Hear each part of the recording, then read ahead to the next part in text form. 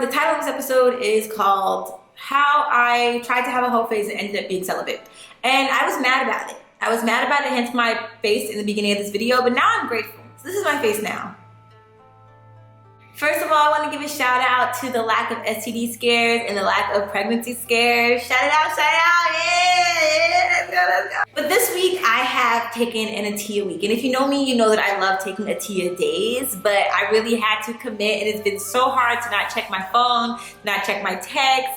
The most I've done is going on TikTok, and that has been an experience.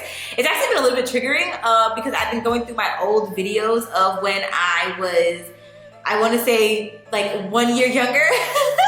It really wasn't that long ago. These videos were actually from like 2022.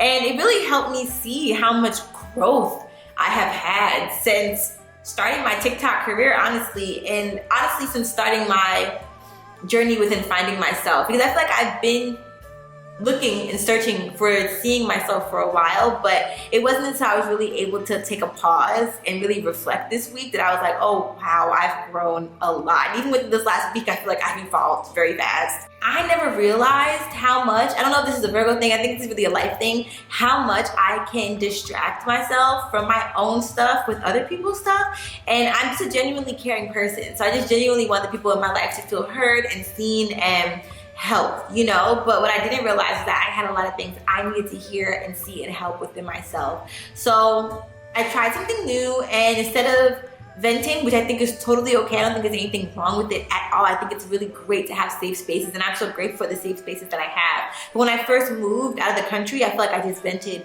so much, and it was very cathartic for me. But it's even more cathartic going in and really working through these things on my own, because they really helped me gain a confidence within myself. And one of those things has been my missing, or I don't even use the word yearning, but my craving for intimacy. Even in the way or the types of men that I have started to find an attraction for, whether it be people that I've had an attraction for in the past or just the caliber of people that I like now. Like I remember I saw this guy, and this is gonna sound really messed up, so do not judge me, okay? But I was looking at the back of his house one time in a video on TikTok, and I was like, he looks like he still lives with his parents at his grown age. Now, granted, I lived with my mom for a year last year because of some circumstances due to my apartment. So I can't only judge but so far, because like I said, I was on something with my mom's stuff, and I was so grateful for that. So, you know, sometimes you need that as an adult, and that's cool. The housing market is crashing, you know? But I think that what I'm really trying to say is, I'm learning that I really like guys with ambition. I realized that after being in a relationship with a man who was not ambitious, to say the least, or who had ambitions, I guess, or pseudo ambitions, but didn't act on them, really just like talking about them, I learned that in future dating experiences, I really want to be with somebody who not only had some type of already created establishment in their life, because I already have several establishments in my life, but somebody who also had dreams and goals that they were actively working on. I think that that is very, very, very attractive. That's why I've always said my partner is either going to be a Virgo or a Capricorn, because there's just something about the work ethic of a Virgo and a Capricorn to where nobody else gets it, nobody else understands it, and nobody else has as many goals and as long of a to-do list as a Virgo and a Capricorn does. But I'm so grateful, because in this rise of self-worth, I've also seen a rise in the caliber of guys that I've been attracted to. And again, like, I felt that I wanted to have a whole face, and so I had this whole sequence of trying to talk to multiple guys and be involved with multiple guys. I never had a roster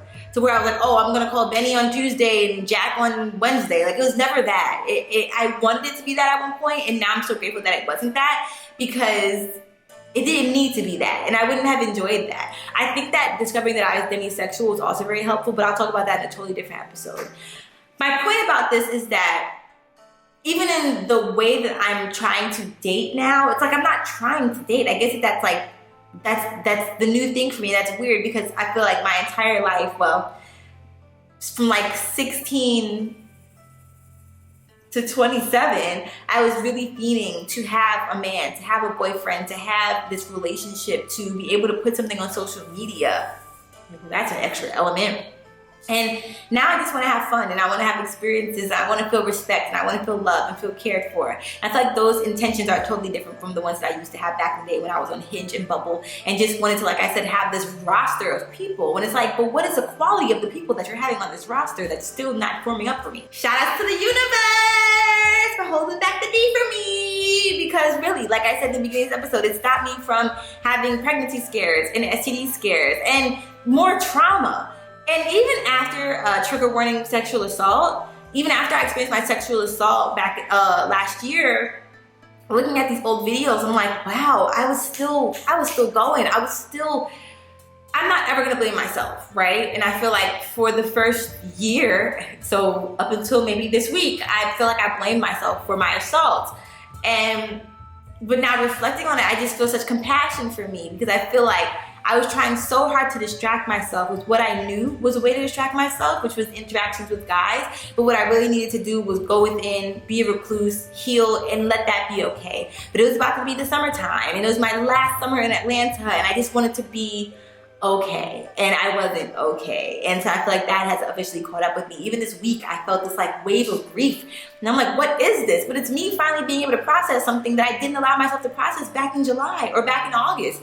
As you know, I had back-to-back sexual assault. So yeah, I'm really proud of myself, and I'm finally in a place where I'm grateful for the celibacy journey, and I'm grateful to be able to reflect without being terrified. It is a little bit scary, but I know that I can handle it, and I like to prove to myself that I can feel the emotions and let them flow, because I think that I spent last year really trying to push it away and keep going, and now I'm trying to accept it so that I can feel it and then allow it to keep flowing.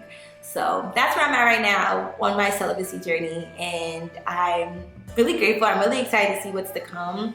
And even my thoughts about like guys and like my interactions with them. Back in the day, I used to have such toxic thoughts regarding dating, and now I feel like my heart is softening up to really being able to feel excitement in regards to what love and what experiences can look like with men now. Not even relationships, not even sexual experiences. If you have any questions, please feel free to let me know. If you love sex toys, you can head to shopsador.com and use the code LOVEITIA for 15% off. So give yourself a hug for me.